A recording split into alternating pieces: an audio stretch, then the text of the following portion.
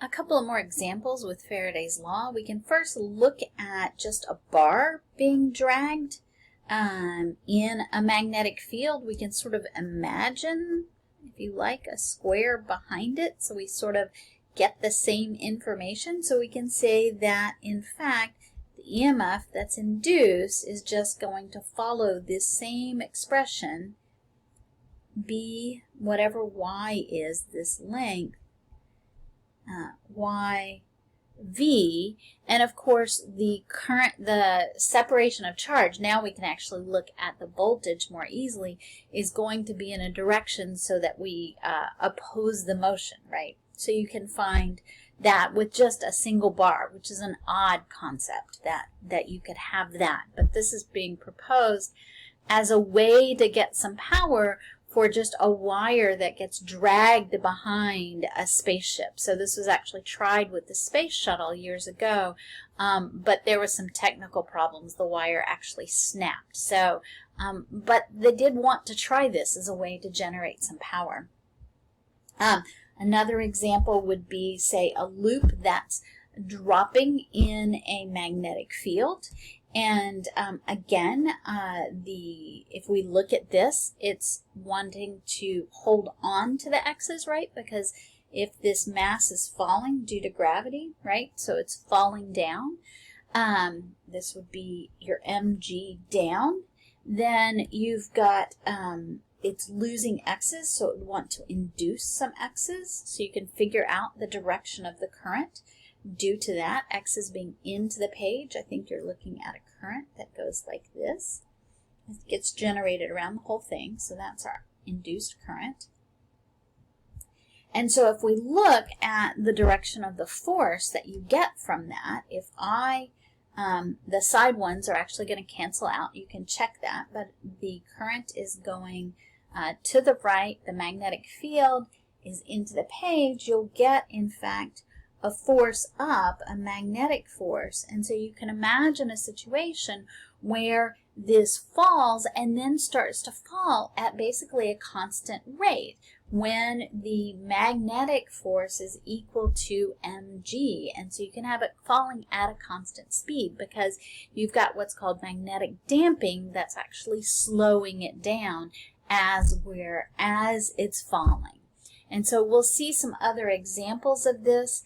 As things move into magnetic fields, then you can see that you can get this magnetic damping as things fall or move into or out of magnetic fields.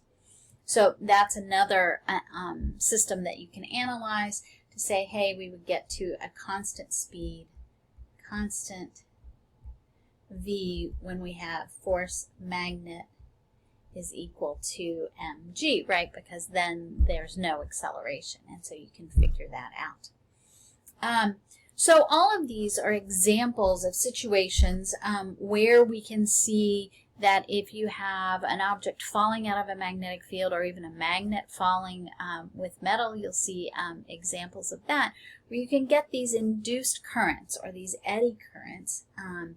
And we have some practical uses of this induced field that really explain why we use, for our houses, alternating current. And so this is in transformers, okay?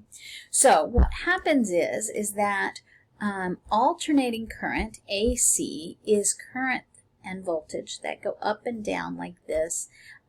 So this might be your voltage as a function of time. So there's your voltage as a function of time. And the frequency of that is, your frequency is 60 hertz, which just means it goes up and down 60 times per second. Okay, so, and you can find out the period that's associated with that. That's this, a period. So a period is equal to 1 over your frequency. So that tells you your period. In this case, it would be 1 over 60 hertz, which is about 16.7 or so milliseconds is the period for 60 hertz signal. You get really good at identifying that if you do anything in electronics, because that's a signal that's always around. So you've got a voltage that's going up and down. So I've got a situation where I have a voltage. This is the symbol for AC. So I have a voltage that's going up and down, and inside then I've got a coil. So I've got a current. So if a current is going, for example, in this direction, right, then it's creating a magnetic field. So if I have a current going this direction, it's creating a magnetic field.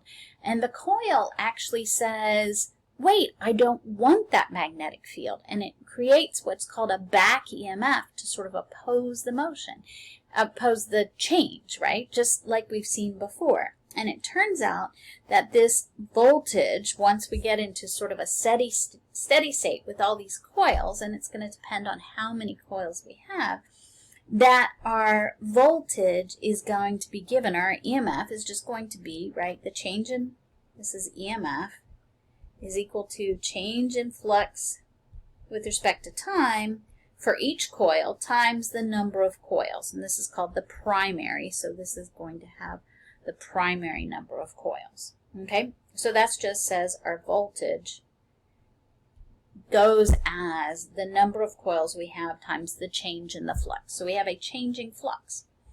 So we leverage this to build something that we call a transformer. And what happens is we put a second set of coils that's not hooked up to a battery, that's not hooked up to a power supply, and it's like, hey, I see a changing magnetic field. It has a changing flux. So it has a changing flux. They share the same flux if they're coiled right on top of each other, and there are different ways to build these. But this is sort of the simplest system. So that then generates an EMF over here in the secondary, for the secondary. So this is Vs.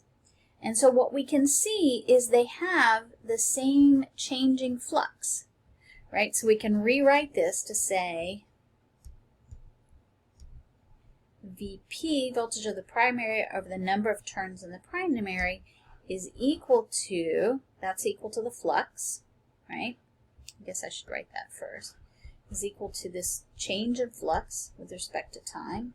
But that's also going to be equal to voltage of the secondary over the number of turns of the secondary.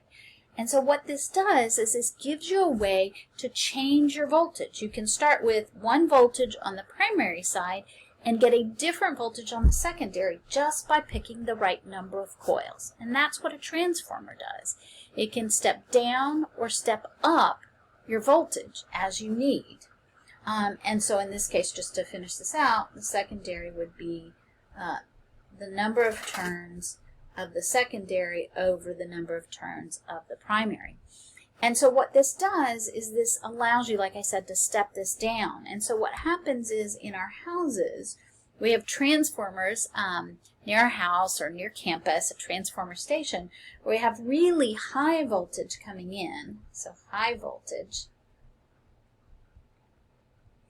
and we step it down to the 120 volts by this method. And what's so nice about this is that this can be electrically isolated. This side, the secondary, is electrically isolated.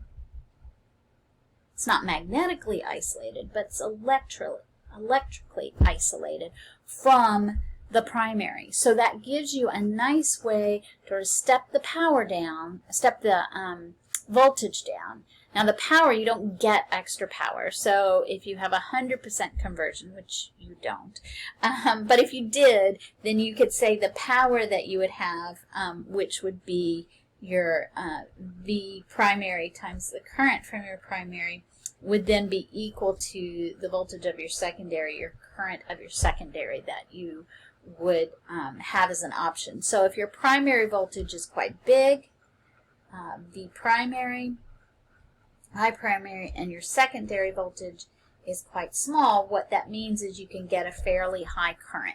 And so most of the time our power lines are fairly big voltage and low current and then we step them down to a lower voltage, which gives us more current for running things that we want, running our motors for everything and powering up our battery.